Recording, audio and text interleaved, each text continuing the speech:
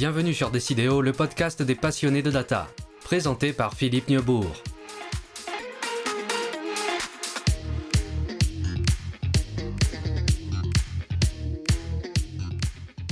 Bonjour à tous, bienvenue sur Décidéo. Nous sommes aujourd'hui avec quelqu'un qui ne parle pas simplement du data mesh, mais qui en fait.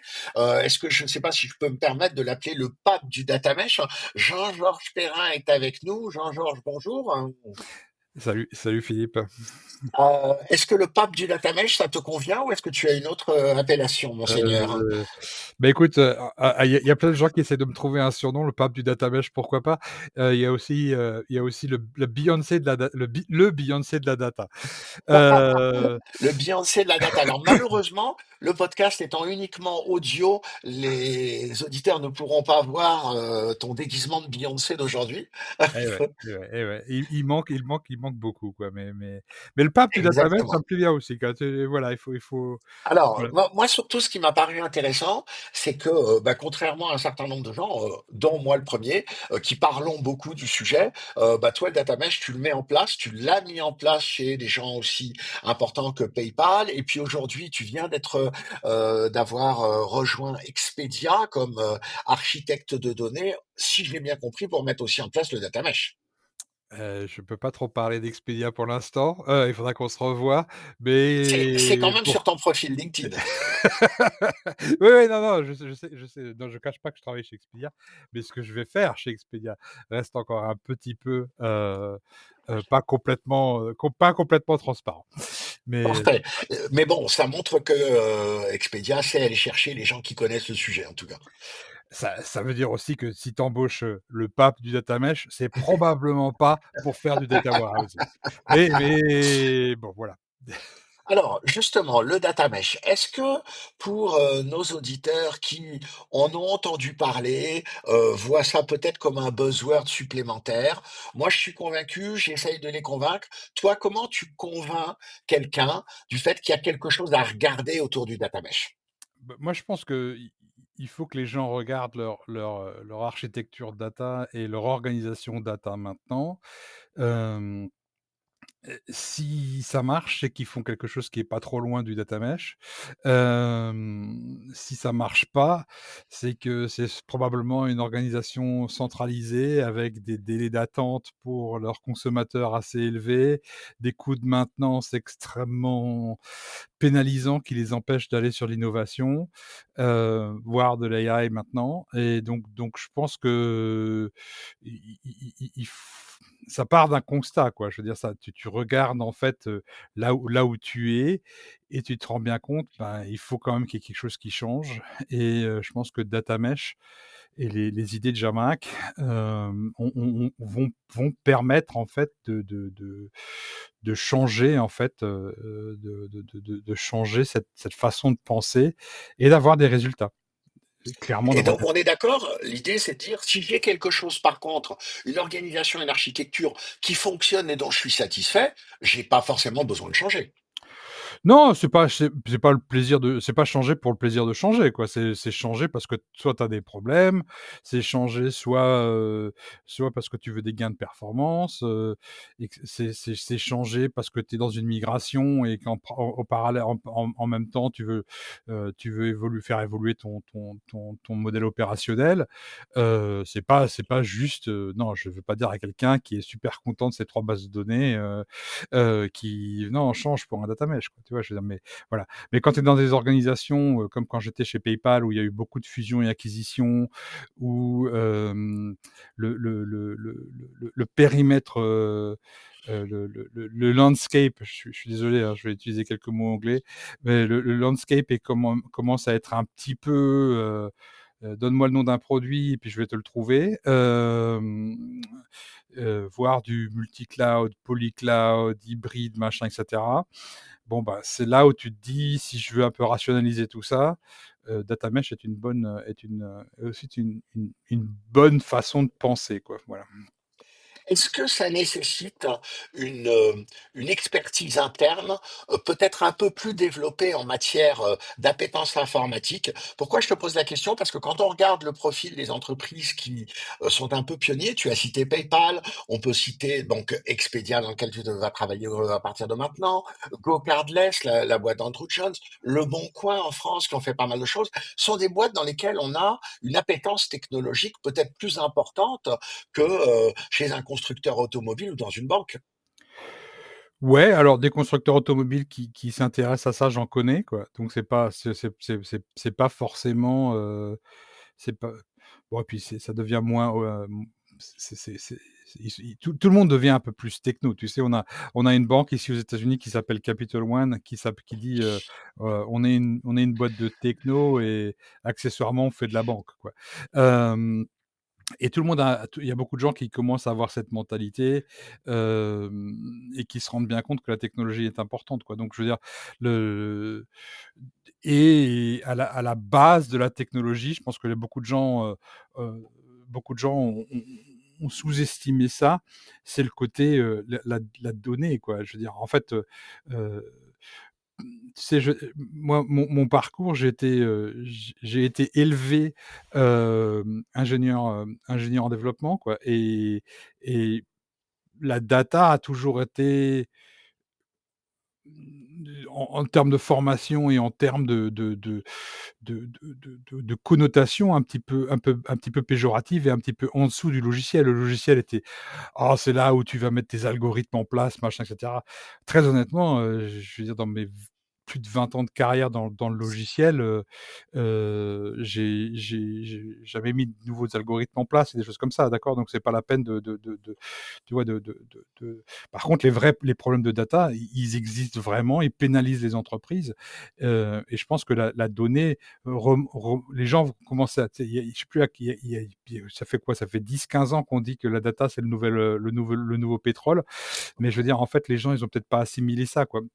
C'est comme quand tu parles de produits de données, un data product, où en fait les gens ils disent: «Ouais, ouais, c'est génial», mais en fait, ce qu'il faut penser, c'est qu'il faut que tu penses que il faut passer dans un mode de produit et non plus de projet, donc tout ce qui est product thinking et ça, les gens ils disent: «Ouais, ouais, pas de problème, on le fait», mais ça veut pas dire que l'étage supérieur, il a fait le switch, quoi, hein.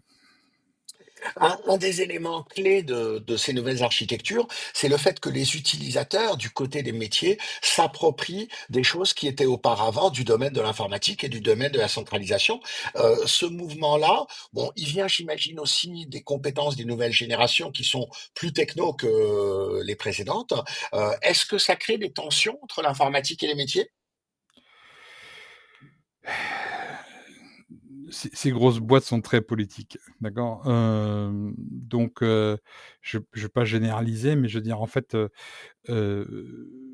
et que ce soit, chez PayPal ou d'autres boîtes ou chez qui j'ai travaillé, les gens qui contrôlent la data voient en souvent une tentative une possibilité pour eux de conserver un job et de centraliser leur job sur ça, quoi. Je veux dire, en fait, du coup, ils ont très peur.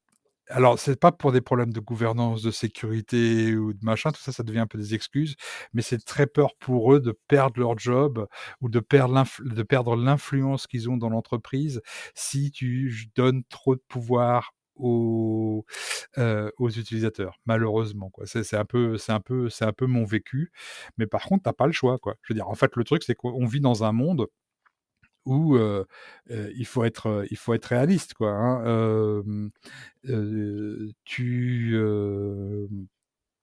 Heu, il est où le savoir? Et c'est pas les 15 Pékins ou les 100 Pékins que tu as dans ton département data, qui construisent des pipelines à tour de bras, qui vont, connaître, le sens profond des données, hein. C'est les gens qui l'utilisent, c'est les gens qui la produisent, ta donnée et donc en fait, il faut capter ce savoir, quoi et je pense que tout ce qu'on le travail beaucoup du travail qu'on fait autour des data contracts, hem et de capter et en fait et de cet effort de captation de ce savoir pour qu'il puisse être rediffusé dans l'entreprise, quoi.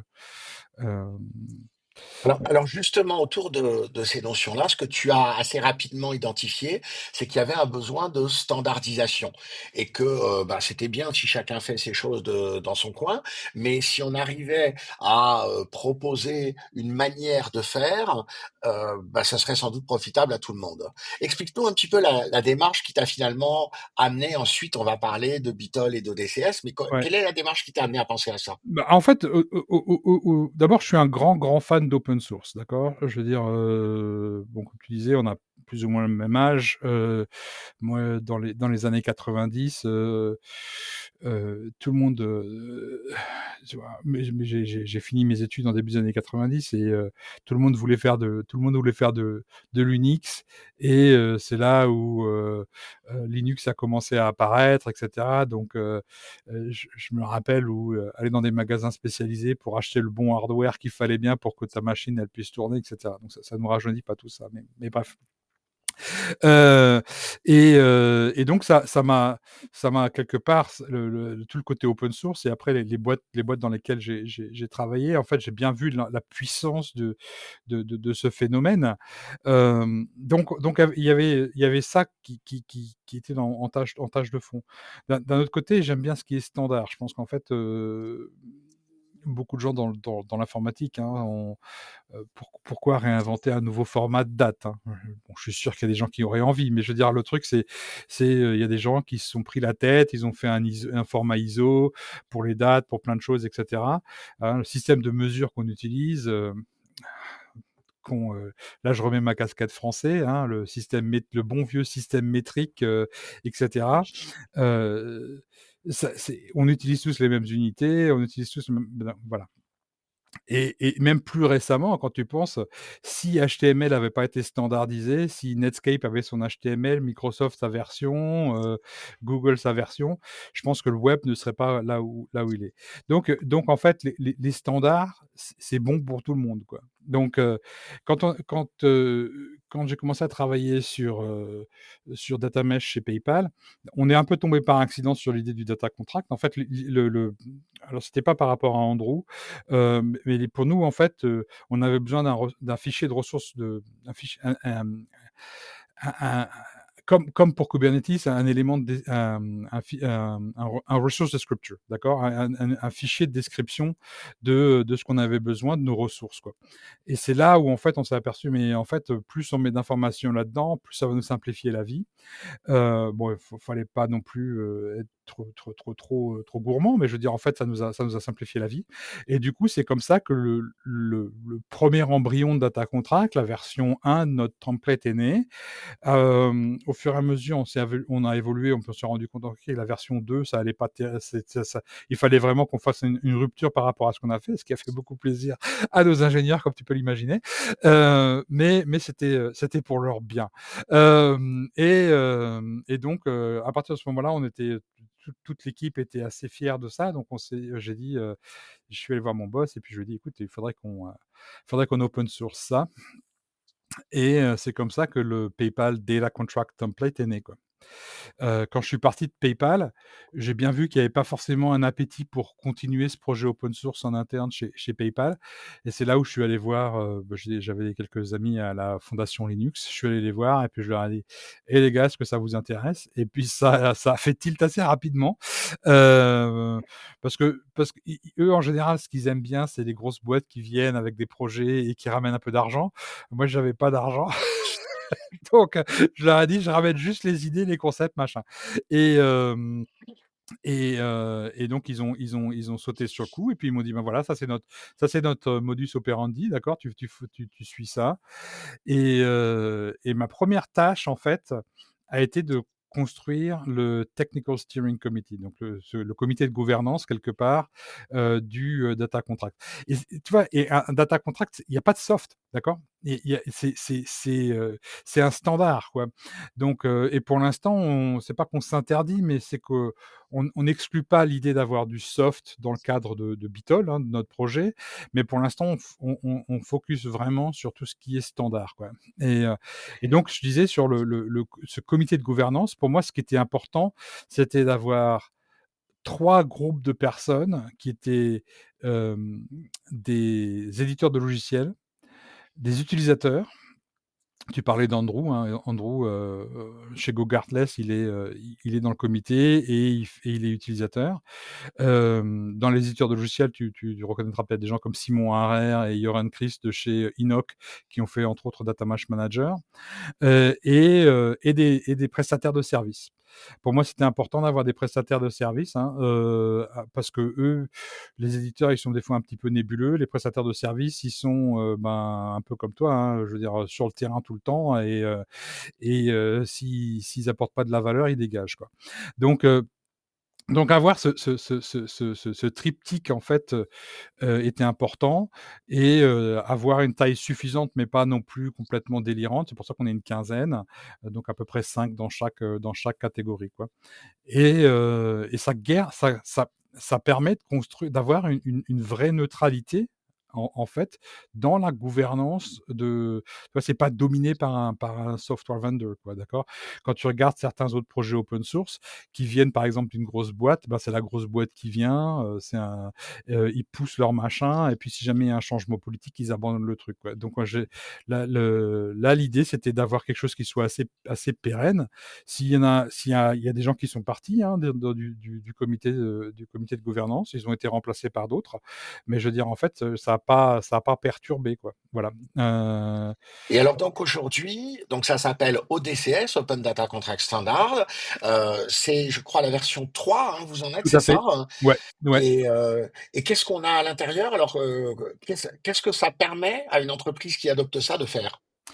Moi, l'idée, pour être un tout petit peu technique, c'est d'abord un data contract, c'est quoi quelque part? C'est pour moi, c'est un lien entre un producteur et un ou plusieurs consommateurs, d'accord? Ce lien est fort. Il peut évoluer parce qu'on est dans du product thinking, d'accord? Mais il faut que c'est pas, il y a quand même, il y a ce lien. Il y a l'autre partie vraiment importante, c'est que tu lis la partie implémentation à la partie business, d'accord? Donc tu lis le côté business de ton entreprise au côté technologique et technique. Ce qui permet en fait à plusieurs niveaux de lecture en fait, hein. Et le 3e critère important pour moi pour un data contract, c'est, qu'il décrit tes métadonnées. Alors, je bégaye pas encore, hein, je suis vieux mais pas bègue. Mais pour moi, les métadonnées, c'est toute l'analyse comportementale autour de la donnée quelque part. C'est quoi mes règles de data qualité? C'est quoi mes service level que j'attends de autour de la donnée? C'est quoi les rôles et cetera? C'est quel est le comportement de la donnée par rapport, tu vois? Donc les métadonnées, c'est tout ce qui est statiquement les noms des tables, les noms des champs, leur taille et cetera. Mais les métadonnées, c'est une vision au-dessus de tout ça, pour moi, quoi. Donc, tu as ces 3 critères, hein, lien entre producteurs et consommateurs, lien entre business et technologie, comportement de la donnée et pour moi, à partir du moment où tu as ça, ça devient ta source de vérité pour, tes métadonnées. D'accord? Et du moment que tu assimiles le côté: «OK, c'est ma source de vérité pour mes métadonnées», bah, du coup, ça t'ouvre énormément de portes, quoi. Alors, le fait d'avoir standardisé ça, ça permet aux entreprises donc de bénéficier de toute l'expérience et l'expertise que bah, le groupe que tu as constitué met à l'intérieur et puis l'ensemble des gens qui vont l'utiliser. Tu disais tout à l'heure, tout le monde a intérêt à ce qu'on aille vers la standardisation. Si je me fais l'avocat du diable, il y a quand même des gens qui n'ont pas intérêt, c'est ceux qui vendent des logiciels propriétaires. Et qui Et finalement ne voient pas forcément un intérêt à la standardisation. ouais, Et ouais. d'ailleurs, il me semble que l'enjeu principal aujourd'hui de ODCS, c'est d'être adopté par des grands éditeurs de logiciels, non? C'est clairement notre problématique pour 2025, d'accord? Recruter des grands éditeurs de logiciels, parce que c'est vrai que pour l'instant, on a quelques éditeurs de logiciels dans le comité de gouvernance, mais c'est vrai que c'est plus au niveau de la start-up que, au niveau de la Fortune 500 du logiciel, quoi. Je pense aussi que tu as complètement raison, c'est pas dans leur intérêt, quoi. Je pense, maintenant, tu vois, je travaille chez Expedia, je me considère comme un utilisateur de ce genre de standard. Pour nous, il y a un gros intérêt, quoi. Et et et et tu vois, je veux dire même dans les éditeurs qui travaillent, en fait, avec Bitol, il y a quelques-uns qui sont vraiment à fond dedans, mais il y en a quand même quelques autres qui sont là plus pour, OK, on va voir ce Pour que ça espionner devient. un peu. Voilà, on va voir ce que ça devient, quoi. Ouais. Et on va voir, mais c'est vrai que le vendor lock-in, c'est quelque chose, que, beaucoup d'éditeurs de logiciels, auxquels ils aspirent, quoi, hein. C'est vraiment, c'est comment je ficelle mon client et cetera, quoi. Mais, bon, moi je me dis à un moment il va y avoir un gros qui va venir et puis qui va dire, «OK, c'est sympa» ou «J'attache ça comme option», ou machin et cetera. Ou quelqu'un, fera un add-on pour leur produit de gouvernance et puis on verra, quoi. Je suis surpris que du manque d'intérêt de gens comme Collibra, par exemple, parce qu'eux, ils auraient Mhm. beaucoup à même en tant qu'éditeur logiciel, ils auraient beaucoup à gagner, quoi, parce que vu leur, Peut-être que c'est pas par l'intermédiaire des éditeurs de logiciels, mais peut-être par l'intermédiaire, tu le disais, de leurs utilisateurs. Est-ce qu'au lieu d'aller voir SAP, il faudrait pas aller voir le club des utilisateurs SAP qui ensemble pourraient dire, ben, dans SAP DataSphere, il y a des data products et puis ben, on veut, nous, utilisateurs, qui respectent le standard ODZS. ouais, non, je pense que c'est une très bonne idée. En plus, je suis impliqué dans beaucoup de groupes utilisateurs aussi. Je pense que de toute façon, ça viendra pas d'éditeur. Ça viendra de l'utilisateur, qui, soit fera sa moulinette lui-même entre les formats, soit il fera pression sur l'éditeur, quoi. Heu, mais tu vois, même au niveau des éditeurs, la maturité, elle est pas encore fantastique. Par exemple, tu vois, chez IBM a sorti un produit qui s'appelle, heu, Data Product Hub, hem et en fait, ils ont une notion de data contract, mais c'est un fichier PDF, quoi. C'est mieux que rien, mais ce serait mieux si c'était standardisé. Voilà. Voilà. Et puis un PDF, c'est un peu difficile à parser et ouais, bon, Ouais. bref.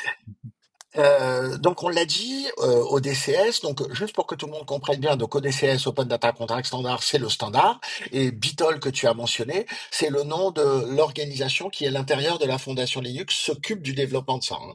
Ouais, et parce qu'on n'a pas on tu vois, par exemple, il y a d'autres groupes ou d'autres projets dans le cadre de la fondation Linux qui s'occupent de standards, hein. Tu peux penser à OpenLineage ou OpenTelemetry, par exemple, il y a des projets plus élevés aussi, au niveau de tout ce qui est SBOM, donc Software Bill of Material. Hem, Nous, en fait, on n'a pas ambition à faire que data contract. En fait, on voudrait on appelle très vaguement, tu sais, je sais qu'il y a tout un débat autour du modern data stack. Moi, je pense que c'est comme toi, que c'est purement marketing, mais par contre, il y a quelque chose qui, pour moi, s'appelle qui devrait pas qui est le nouveau data engineering, d'accord?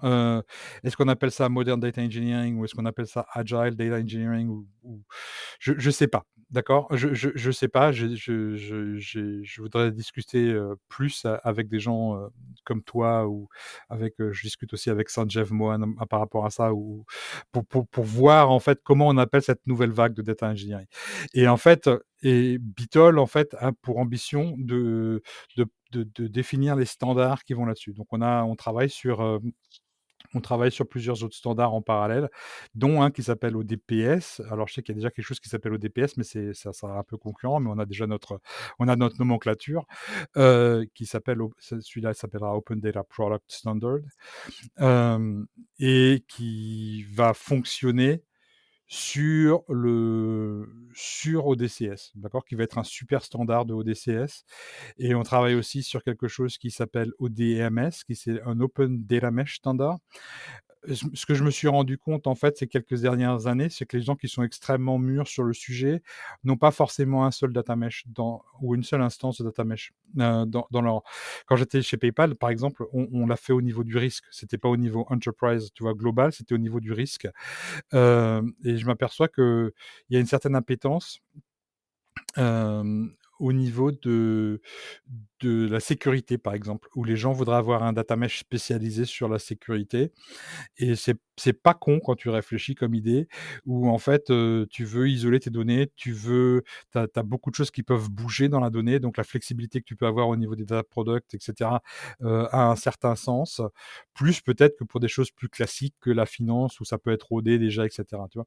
Donc c'était ça, c'est un aspect qui est assez intéressant. Donc en fait, on a ce triptyque de standards majeurs qui sera ODCS, ODPS et ODMS. Hem Au DPS, j'aimerais beaucoup avant la fin de l'année, avoir au moins on a un RFC sur le site de Bitol à ce sujet avec quelques commentaires. Heu, on devrait évoluer, assez rapidement maintenant sur le sujet, maintenant que ODCS, version 3 a été réalisé le mois dernier, quoi. Donc J'ai l'impression que vous le prenez par, en fait, du bas vers le haut. Et alors si je remonte ouais. donc, au DCS, au DPS, est-ce que je peux espérer un jour avoir un open data catalogue standard? C'est-à-dire, une manière standardisée de référencer mes données et justement peut-être de permettre à des data catalogues d'échanger des idées, des données ensemble? Est-ce que ce serait logique? C'est logique. Pour moi, c'est un petit peu ce que ODMS pourrait devenir. Hem D'accord. Parce que d'abord, ce que j'ai vu, et je ne sais pas si c'est ton expérience aussi dans beaucoup de boîtes, c'est que les gens l'idée de Jamstack avec Datamesh, il y a beaucoup de gens qui ont tilté et qui trouvent ça excellent, d'accord? Les seuls qui sont vraiment contre, c'est Gartner, mais pour d'autres raisons. Hem et hem mais par contre, c'est un peu comme le saint graal, c'est pas super évident d'y arriver, quoi. Et je crois beaucoup, à tu vois, comme le triptyque dans mon comité de gouvernance, mais je crois aussi beaucoup à l'aspect où tu commences par data contract, d'accord? Parce que tu peux avoir des résultats extrêmement rapides. Après, tu combines ça pour faire des data products et après tu combines tes data products, pour avoir un data mesh. Si tu as 2-3 data products et que tu commences avec ça, tu vas déjà avoir de la valeur. C'est pas la peine de les combiner ou de réfléchir à une Mhm. infrastructure de data mesh, tu vois? Donc donc heu donc il y a cette évolution, tu dégages de la valeur à chaque fois, tu vois? Et c'est là où je rejoins le côté très agile où en fait, tu fais rien pour le plaisir de faire quelque chose, mais tu fais quelque chose parce que ça va dégager de la valeur. Hem Data contract, par exemple, tu peux déjà augmenter ton observabilité, tu peux déjà, augmenter ta data qualité, déjà très relativement facilement, avec relativement peu d'efforts. Ensuite, tu combines ça dans des data products et là, tu peux augmenter ta discoverabilité, par exemple, de tes données, d'accord? Par exemple, alimenter des data catalogues, ou créer le tien parce qu'il y en a pas, je cherche toujours le C'est bon sur le intéressant. marché. J'ai l'impression en t'écoutant que tu présentes en effet une vision assez nord-américaine, alors que notre vision peut-être un peu plus européenne et très française, ce serait de dire, mais non, on va commencer par penser, donc on va commencer par faire une ontologie, on va en déduire un catalogue de données, desquels on découlera des data products sur lesquels s'appuieront des data contracts, hein. Ouais, il y a peut-être quelques raisons pourquoi je suis plus en France, hein. Mais c'est intéressant parce que ça permet à celui qui s'intéresse au sujet de regarder quelle est la manière, soit de bas en haut, soit de haut en bas, qui lui convient le mieux. Ouais, non, tout à fait. Et je veux dire, ça veut pas dire que tu n'exclus pas une vision stratégique sur plusieurs années où tu Mm, arrives à un data mesh, d'accord? mm, Et c'est un peu la vision qu'on avait chez PayPal. Mais si tu veux conserver tes budgets, il faut que chaque quarter, tu montres la valeur que tu as pu dégager, quoi, d'accord? oui, Les tout gens à vont peut-être fait. te donner 2-3 quarters pour, faire mumuse, machin, expérimenter, et cetera. Mais si tu as rien, tu vois? Voilà. Et c'est pour ça que chez PayPal, on a construit notre data mesh en un an. C'était le temps qu'on avait et on a dépensé que 60 du budget qu'on avait, quoi. D'accord? Donc c'est pas forcément un truc super cher, super compliqué, machin, et cetera. Il faut juste avoir le bon pipeline, quoi, quelque part. Voilà, ouais. Et puis, tu l'évoquais, je crois, j'ai constaté aussi que beaucoup de gens euh, adopte une partie de ces idées-là, sans forcément d'abord souhaiter l'appeler data mesh, et puis sans forcément vouloir prendre la totalité. Par exemple, j'ai constaté très souvent que le concept du self-service, qui est inclus dans le data mesh officiel de Zamac Degani, peut-être certains ne souhaitent pas aller dans cette direction-là, et inversement rajouter les data contracts qui n'étaient pas dans le standard de Zamac Degani. Donc finalement, on construit, et c'est très bien, hein, on construit son mode de fonctionnement. On construit ce mode opérationnel, on construit en fonction de ses priorités, d'accord? Je pense qu'il faut pas renier sur les 4 principes. Tu sais, tu as les 4 principes, donc data as a product, domain oriented, self-service et federated computational governance, OK? Hem, je pense qu'il faut pas renier sur les principes, mais tu peux avoir un niveau de maturité différent sur chaque principe. Et par exemple, tu vois, quand chez PayPal, quand je suis arrivé, ils avaient déjà le self-service et ils étaient plutôt mûrs sur le self-service. Le problème, c'est qu'il y avait pas de gouvernance et self-service sans gouvernance, ça devient chaud très rapidement, quoi. Surtout dans une boîte financière, quoi. Donc Mhm. c'était une des motivations pour ajouter un niveau de gouvernance et d'ailleurs, notre principal allié, notre meilleur allié chez PayPal pour l'implémentation d'un data mesh, c'était, Data Governance, quoi. Parce qu'ils ont tout de suite capté très rapidement que ça allait leur simplifier la vie, énormément, quoi. Alors, une dernière question, parce que j'ai aussi des gens qui me disent le data mesh, c'est un buzzword comme les autres. On est tellement habitué au balancier Ouais. où on passe de centralisé à décentralisé, à recentralisé, etc. J'ai des gens qui me disent non, non, mais c'est très bien ton idée, mais en fait, je vais attendre la suivante parce que dans 3 ans, tu vas revenir en me disant non, finalement, il faut recentraliser. Euh, Qu'est-ce que tu réponds aux gens qui te disent finalement c'est qu'un feu de paille et puis on va faire autrement dans 2 ans? Est-ce que tu penses que c'est quelque chose qui va durer plus longtemps que ça? Je pense que c'est une lame de fond, hem et on est, tu vois, j'ai beaucoup de respect pour ce que Gartner fait en général, mais je pense qu'ils sont vraiment bien viandés sur l'idée de dire que data mesh était mort. Mais je pense qu'en fait, on est dans la phase où il y a eu beaucoup de hype. Heu ça, on a passé cette phase-là et maintenant on est dans la phase où il y a beaucoup de boîtes qui expérimentent. Et alors, il y a beaucoup de gens, énormément de gens qui appellent pas ça data mesh heu, parce que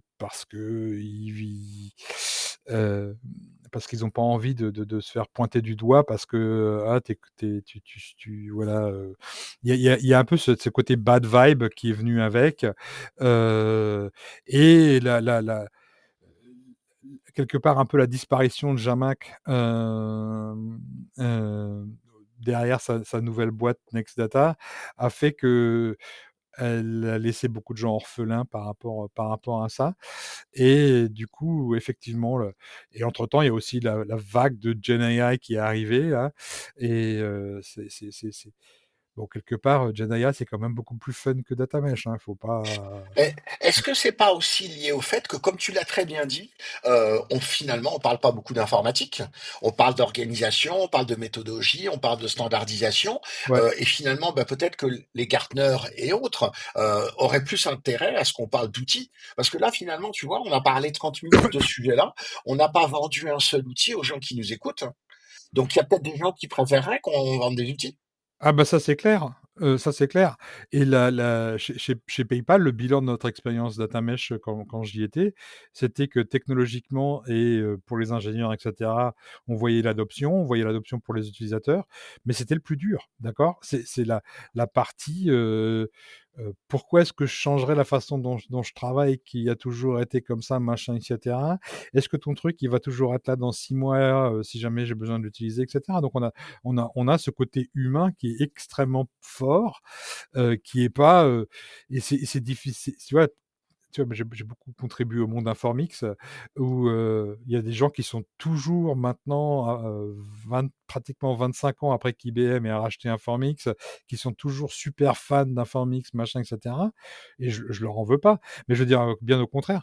Mais le truc, c'est que tu vois bien que tu t'accroches à un produit. Là, tu t'accroches à un concept, tu t'accroches à des standards.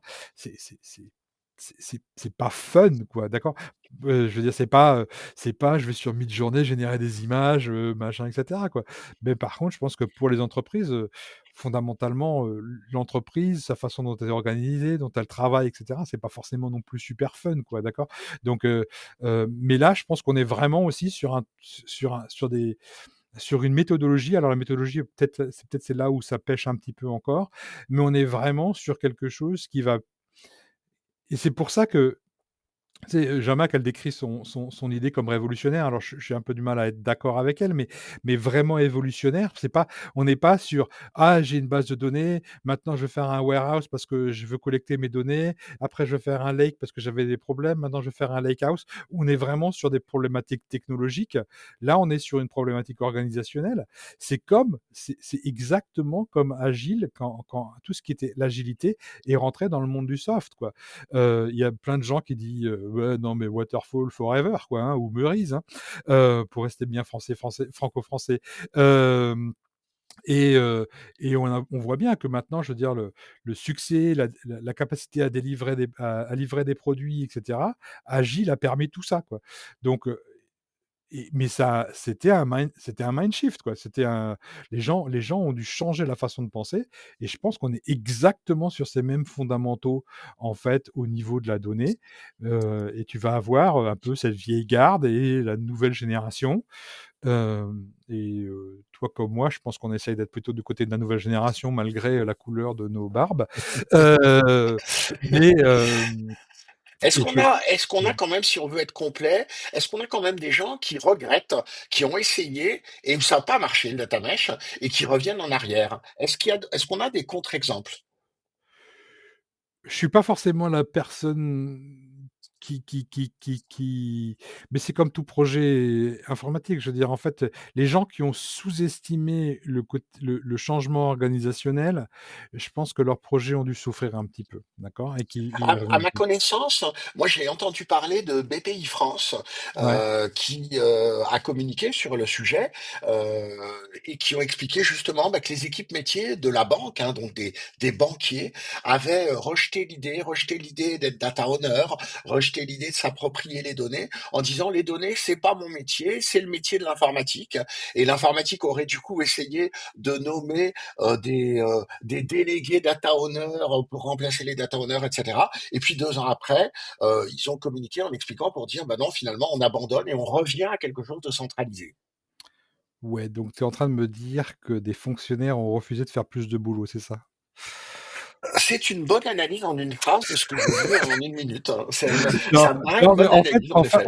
tu sais, le non, mais je suis un peu taquin là, mais je veux dire, en fait, un des trucs, l'humain veut pas faire plus de boulot, d'accord? Donc si tu leur demandes de faire plus, mais que tu enlèves rien en contrepartie, tu arrives dans des situations comme ça, d'accord? Mais c'est toujours sur le mode opérationnel, c'est pas sur la technologie, quoi, d'accord? Par exemple, au début, quand on a demandé à nos data engineers de faire des data contracts, bon, ils étaient pas super chauds, hein, YAML, machin, taper des trucs, voilà. Après, on leur a donné des outils pour créer un embryon. Après, on leur a dit: «Ouais, mais une fois que tu as fait ça, tu as plus besoin de faire ta doc, parce que ta doc, elle va être complètement automatisée et toujours à jour», et c'est là où tu vois un peu l'adoption qui change, d'accord? Mais il faut que tu il f et c'est là où tu dois réfléchir en tant qu'agile, heu, c'est quoi mes personas? d'accord? Donc voilà, moi mon objectif, c'était de simplifier la vie des data scientists et des data engineers, d'accord? C'était ça c'était mon objectif. C'était pas forcément, de simplifier la vie de la data gouvernance. Hem Mais je veux dire, tu peux très bien voilà, je veux dire, après si tu in toute l'idée, si tu intègres quelque chose dans leur façon de travailler et qu'ils ont pas besoin d'aller dans Colibra pour, remplir des pages et des pages et des pages de définitions qui seront jamais lues, tu c'est là, je pense que c'est là où tu vas pouvoir créer un lien, d'accord? Mais c'est toujours on revient sur l'humain, sur la capacité à adopter quelque chose et pas du tout sur la technologie, quoi.